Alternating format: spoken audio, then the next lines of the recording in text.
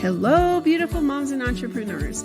My name is Charisse Walker, and I'm your host of the Unbreakable Mompreneurs podcast. This is a place where we come together to learn, grow, and inspire. So sit back, relax, and let's get started.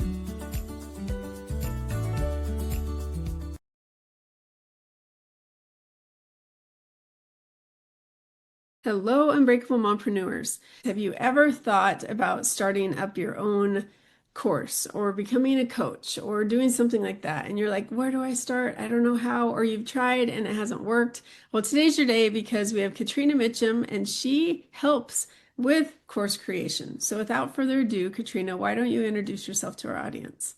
Sure. Thanks, Charisse. Thanks for having me. Mhm. I introduce myself as a recovering academic and learning experience designer because I take all the things that got me into higher ed, right? So for me, it was about breaking down barriers to learning for the people that needed it the most, right? The people that had not been served properly by formal education.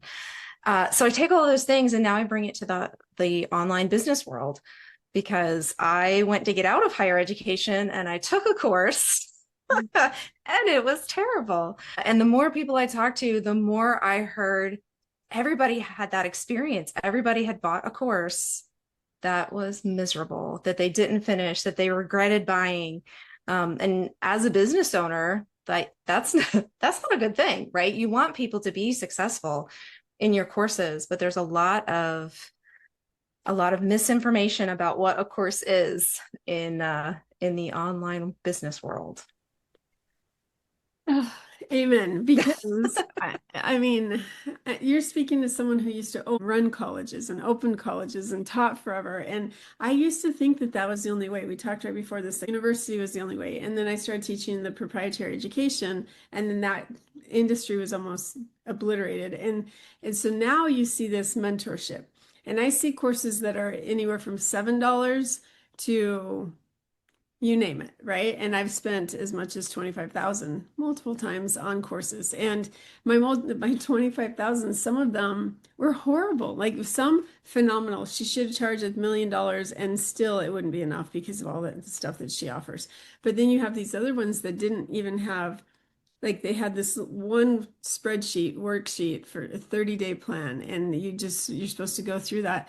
And that was it for 25. And you're like, oh my gosh. And with those, it's like, I met great people, so they're my most expensive friends that I have, is what I call them.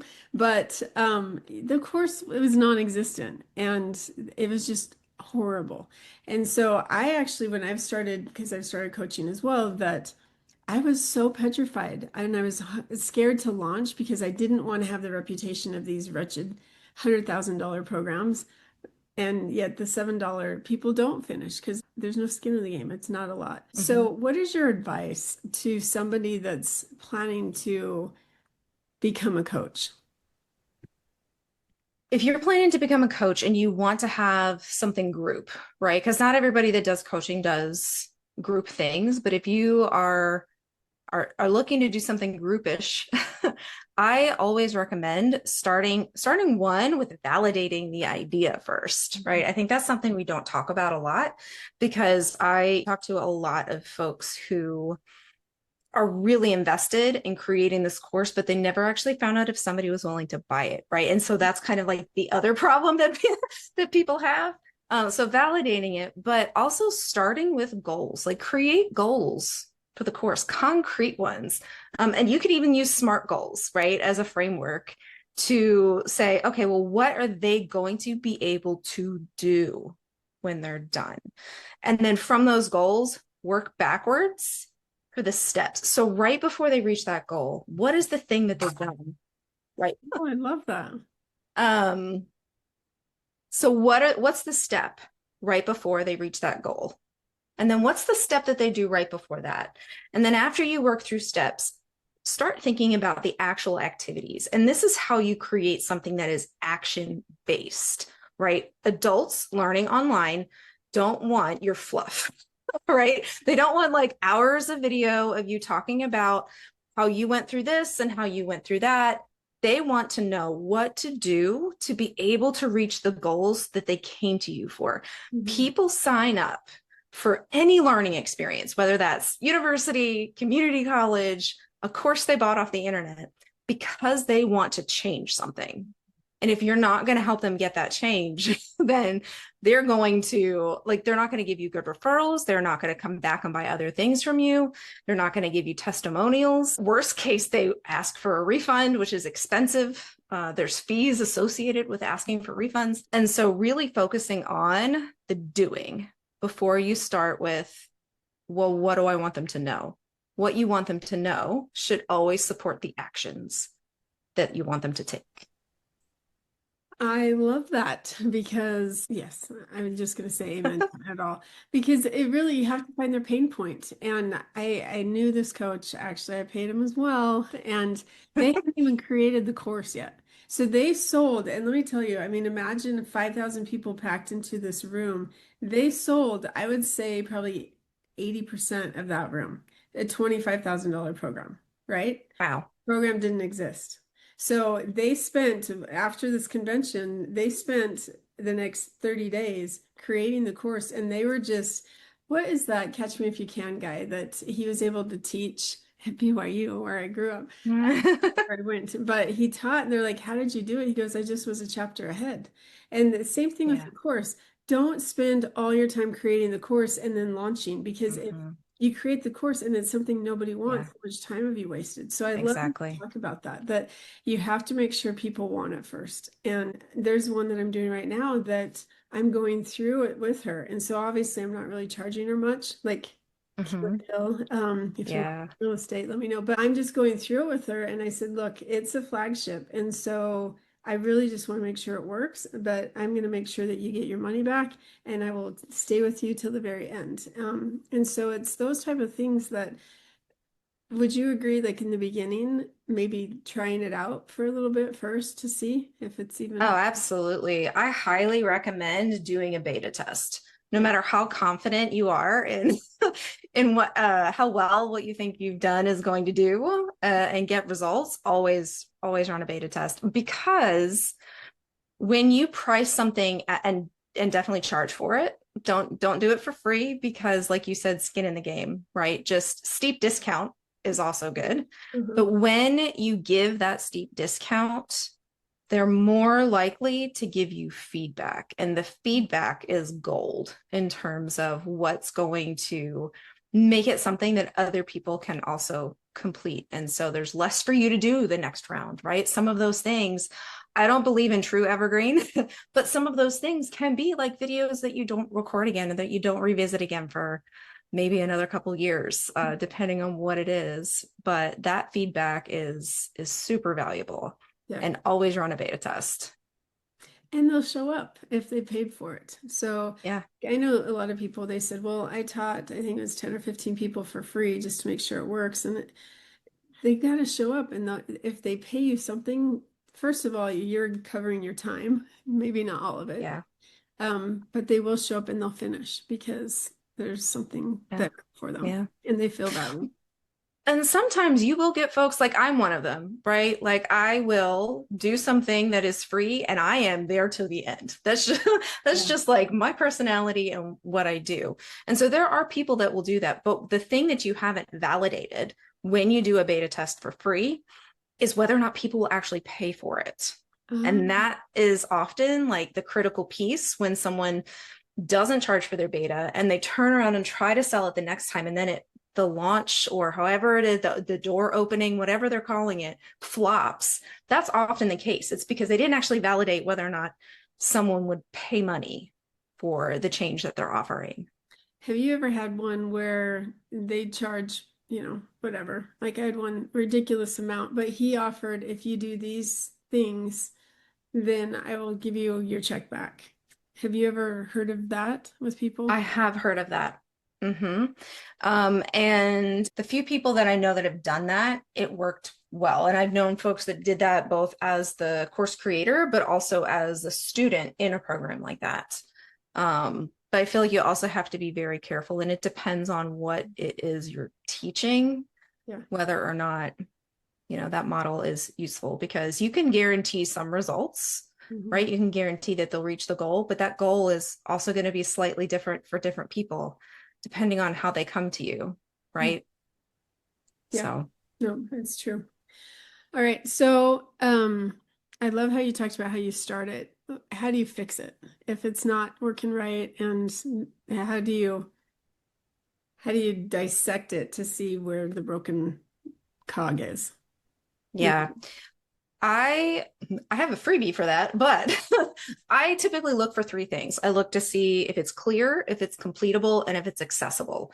So, completability is often one of the top things that people miss, and the why behind why you're having them do, like the purpose for everything you're having them do, know. is often the missing cog, right? So, in adult learning, if they're not emotionally invested and don't see the real life application to getting to the goal and how that's going to improve XYZ in their lives, then they're less likely to actually complete things.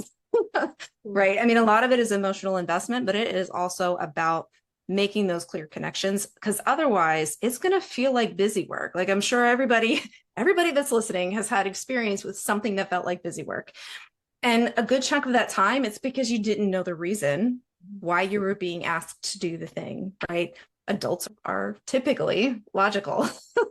And if you explain, this is going to help you do this thing, we're doing it in a small piece so you don't get overwhelmed, then it's less likely to feel like a pointless exercise. You want to make sure that everything has a very clear connection to the overall, like if we think about it as a learning journey, everything ties together so that when they get to the end, they can look back and literally see the steps that they took and can't imagine having not done one of those steps. Two types of people when they make decisions. You've got your emotional and you've got your logical. So you mentioned the logical. Do you feel like when you're creating a course, because when you're selling your course, you start with the emotional side, you're either going to take them from a place of pain or you're going to take them to a place of heaven, right? Mm-hmm, Pleasure. mm-hmm. It's pleasure and pain are the two things. So when you're creating a course, how do you create that? Do you still need to keep the pleasures part of it in play, or is it more of take away from the pain? I think that's dependent on what you're teaching and which one is more effective, and also who your learner is, right? Different groups are going to respond differently, but I think one course can talk about it in the same or in both of those different ways. Like, one course can talk about both things. So when we're talking about making sure that we're including the pleasure pieces, having quick wins, no matter, even if you're talking about it as pain, having wins that are easy to get to is a really important part of any course, no matter what you're teaching. And there are going to be bits and pieces of probably almost any course that are just going to be painful to get. Learning isn't easy. And I think like that is something we don't talk about enough. Like, there should be enough challenge in it that it feels worthwhile to do, but not so challenging that it feels impossible. And that can be kind of a hard balance Yeah, to that's true. find. I am taking a course right now, and I promise myself 15 minutes a day, right? And 15 minutes is better than nothing.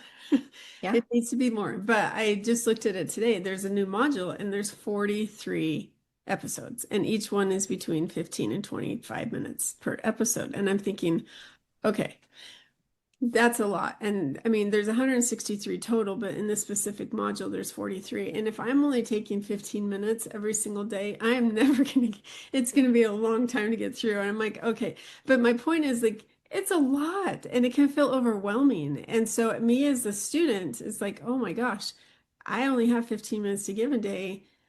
This is going to take me over a month to get through this module. And then how long is the course? It's a 6-month course that I only have access to. Like, am I ever going to get through the whole thing in time? And so I Yeah. think that, as you're creating the course, do you help people kind of think about those things? Like, let's backtrack this. How Mhm. are you giving it a year? Is it only a 90-day program? And yet you Yeah. have 6 months worth of material? Like, How do you help people with that? We start by breaking down all of the goal. Like the goals really can be a driving force. And one of the things that I do with my clients is go from the topic that they have. Like I'm going to have a course on email marketing, right? And then we walk through the 5 whys as a tool to actually get to the core of the problem.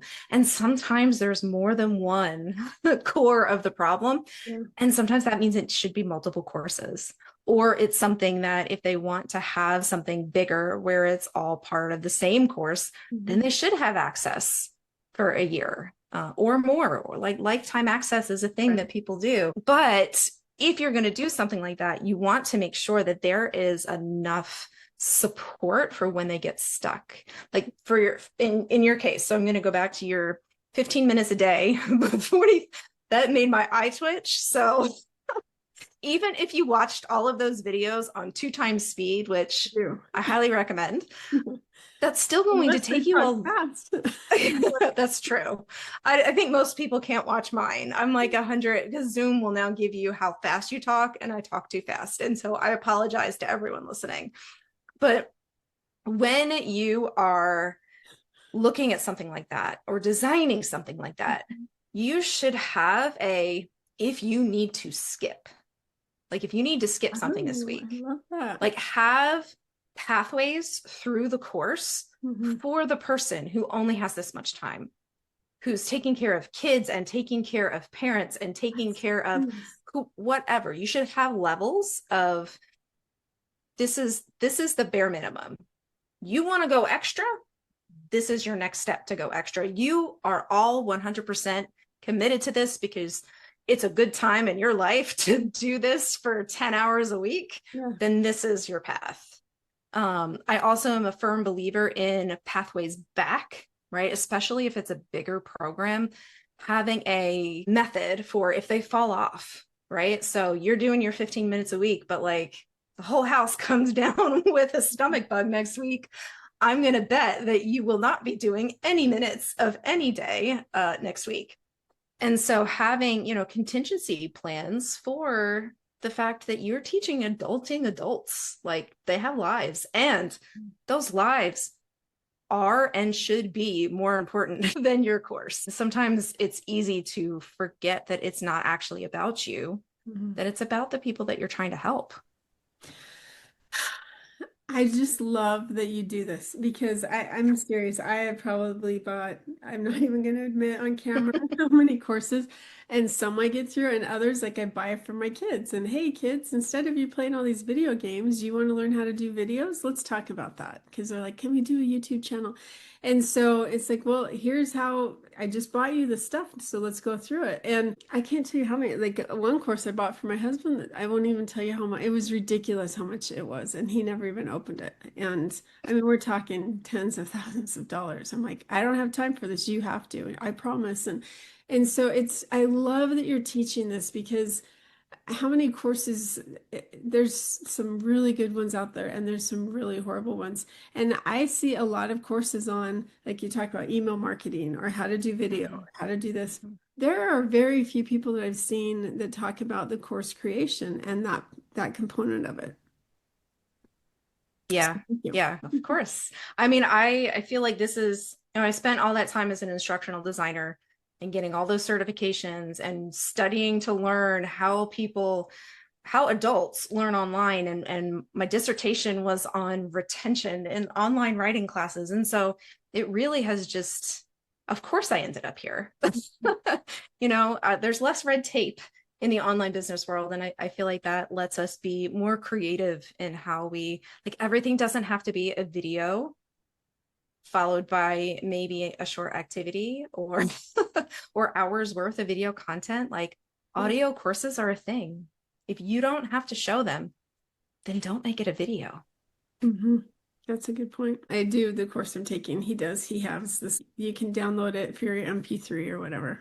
Me, but you know what I'm saying?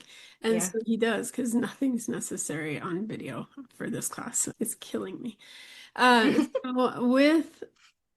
with how you do it, like, have you ever had somebody that you've helped where they give you their idea and you're like, let's come up with something else, or can you make anything work?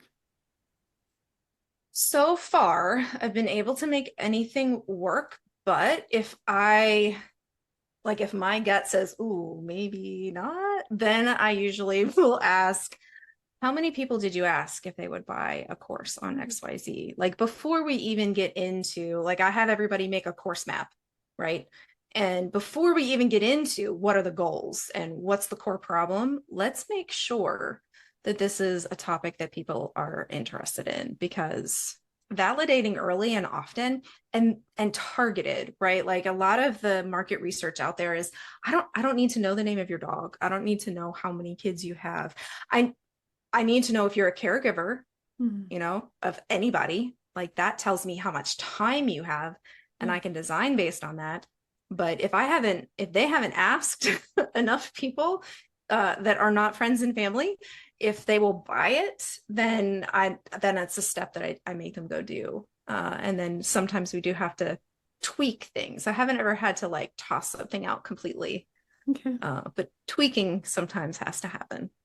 And do you create the course for them or do you give them the framework? There are certain things I can do. Like I can take whatever activity ideas they have and I can put them into something that makes sense and the instructions are clear. So it's more of like a done with and for Okay. you. I think especially today, kind of the faceless AI voices in courses, people just don't trust them, sometimes with good reason. So there are going to be things, and I'm also not the expert in the topic that you're trying to teach. I Yeah. am the learning expert, and so I can take what you're teaching Mm. and make it into something, but it's usually got to be, you know, done with and for you. Dwiffy, I call it Yeah. Dwiffy. Obviously, you can't do the content, but Yeah. the framework, yeah. And I gotta say, ChatGPT is a huge help because if you're like, okay, I want to Oh create yeah, a course about this and I need it to include these things, it's a great starting point. it is. Um, Yeah. not don't take the whole thing and create it, but it's a great starting point. Would you agree? I do agree. I have asked it to act as an instructional designer, and it still hasn't given me anything that I could like just take and use as is. But it is a great starting point, and I actually really like it as an assistant. And Mhm. so, like in all of my materials and all of my guides and in my membership, I've got things where, do you need an AI assist for this? And then I give prompts for like taking the step in the activity that you're supposed to be doing and letting AI help you with it, right? So keeping the machine in the loop as opposed to the human in the loop I love that. in order to create good courses. So I how, didn't coin those phrases. yeah, how are you finding your clients? I am getting clients through a lot of referrals and doing a lot of podcast guesting, but also summits and just really kind of doing referral networking as my way to get clients, because you have to trust me. You Yeah. have to trust that I know what I'm doing and that we're going to do it different, because different is better in terms of the way courses have been taught, at least in the online Yeah. business Mhm. industry. And it's not like it's on purpose, Mhm. right? That's something I like to make pretty clear. I don't think people are trying to swindle other people in general, but if you haven't been trained to be a teacher, you often teach the way that you were taught. And so if you took a course and it was just a bunch of videos, then that's typically the way somebody else would teach, because Mhm. they think that's how it's supposed to be done. And then, Um, yeah, they just don't know. different. Yeah, no, that's true. Okay, so let's switch gears real quick because I can't believe we're almost out of time. But as a mother, I want you to imagine yourself sitting on a park bench, and this first time young woman comes and sits next to you, and she's ready to pop anytime. What is one piece of unsolicited advice that you would give her as a mom trying to navigate raising their children in this world? Would not give unsolicited advice. I know, but you're going to. You're going to be that Okay. old grandma saying, Okay. honey, let I me tell you a will. story. um, just when you think you've got a handle on it, it's going to change. And that's probably applicable to most life things, but for me, it's been especially true with kids. Just when I'm like, oh yeah, I'm in a groove, I've got this under control, something changes about my kids. Like suddenly they don't like spaghetti or, whatever that change happens to be. And so you just learning to adapt to the changes is probably, that's what I would tell her. And embrace it, because that's how you both Yeah. grow. If you try to keep them. Exactly. I think my hardest thing is my youngest is 10, and I don't know, she went from like 6 years old to 10 really, really fast. Maturity My level, youngest is 10. and she used to be like this cute little ball of fire, and now she's growing up and she has her own thoughts and her own opinions, and I'm like, this is sad to me, like my baby. And so it's change is something that we need to embrace, and that's okay.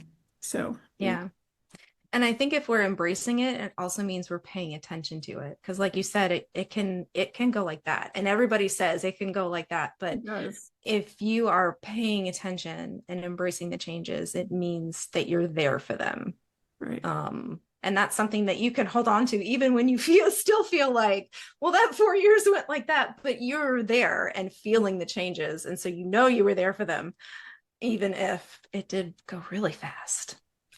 Yeah, for me, my advice today would be that it does. It goes so fast. And I think for me, I'm having a hard time. Like my second to youngest, she's entering junior high now. And like my first four are gone. They've flown the coop. They keep coming back for feeding, I guess. But, for the most part, and time is so short. And I'm really struggling with, okay, I have all these jobs and all these companies I'm trying to juggle, but in reality, what I really want to do right now is just be a mom. So having that conversation with my husband, like, you know what, I'm not going to get this time back ever. And so I really do want to be a mom, and there is a season for everything. And so if I don't sell as many homes, or if I don't have as many coaching programs, I'm okay with that, because I will never have this time again. And so trying to come to terms with and being honest with yourself. And so just embracing the time and being true to yourself, I think. So, okay, so if our listeners wanted to find you, how would they do that? They could find me on LinkedIn. I'm pretty easy to find. I am the only Catrina with a C Mitchum on there, at least to my knowledge.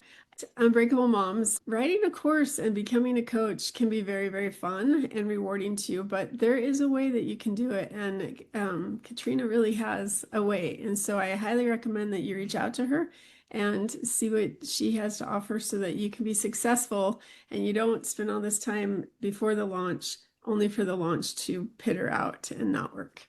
So go out and make it a great day. And again, if you like it, please share and subscribe.